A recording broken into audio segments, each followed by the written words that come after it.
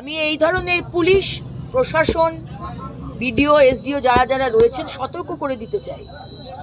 চাকা ঘুরতে শুরু করেছে, ঠিক আছে না? এক মাঘে শীত যায় না।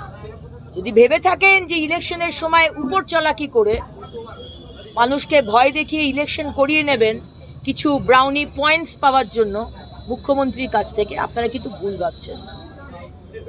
এবং আমরা এনশিওর করব যে যারা যারা এই ধরনের কাজ করবে তাদের যাতে কঠোর থেকে কঠোর শাস্তি। মানুষ যে সব থেকে বেশি সারদা থেকে বেনিফিট পেয়েছে যিনি বলেছিলেন, তাকে বলুন আমরা একটি মিটিংয়ের ব্যবস্থা করছি কুণাল বাবু আর মুখ্যমন্ত্রী সামনাসামনি বসে, যেটা উনি ডিমান্ড করেছিলেন।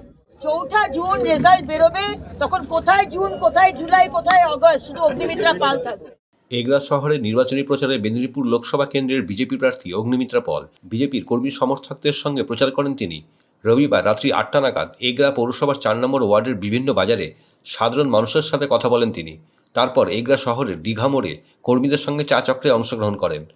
সংবাদ মাধ্যমের মুখোমুখি হয়ে তিনি বলেন, কোনো মাইকা লাল নেই যে সিএকে আটকায়। মতুয়া ভাই বোনের জন্য এই আইন তৈরি করা হয়েছে। এত মিথ্যা কথা কেন বলছেন মুখ্যমন্ত্রী? এত পাপ করবেন না মমতা বন্দ্যোপাধ্যায়, পাপের ঘোড়া পূর্ণ হয়ে এসছে আপনার। এভাবেই মুখ্যমন্ত্রীকে আক্রমণ করলেন অগ্নিমিত্রা পল। পাশাপাশি যে সমস্ত বিডিও এসডিওরা নিরপেক্ষ কাজ করছে না তাদের উদ্দেশ্যে সাবধানতা অবলম্বন করতে বললেন মেদিনীপুরের বিজেপি প্রার্থী অগ্নিমিত্রা পল। দেখুন, শতাব্দী রায় বিষয়ে আর কি বলবো বলুন। শতাব্দী রায় বলছেন আমাকে কেন ভোট দেবেন, আপনি বিনা পয়সায় আমাকে দেখতে পাচ্ছেন, আমি নায়িকা। এই তো হচ্ছে তাদের কথা।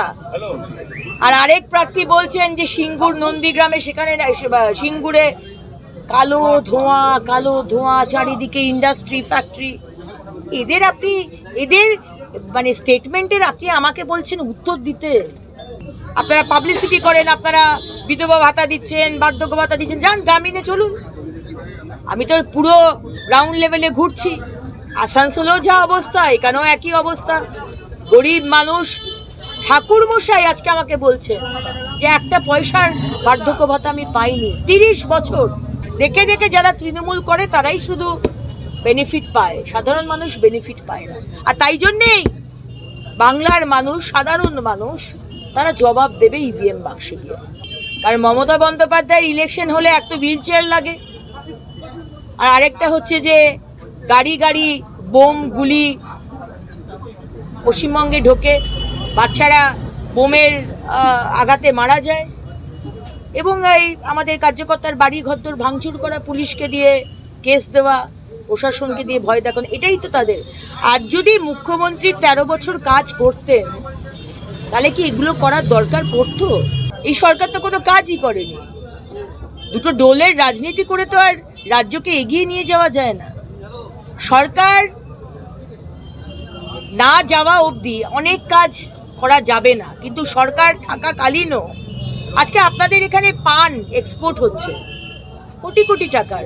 আপনাদের এখানে হিমঘর নেই কেন বলতে পারেন? কেন আপনাদের কোল্ড স্টোরেজ নেই?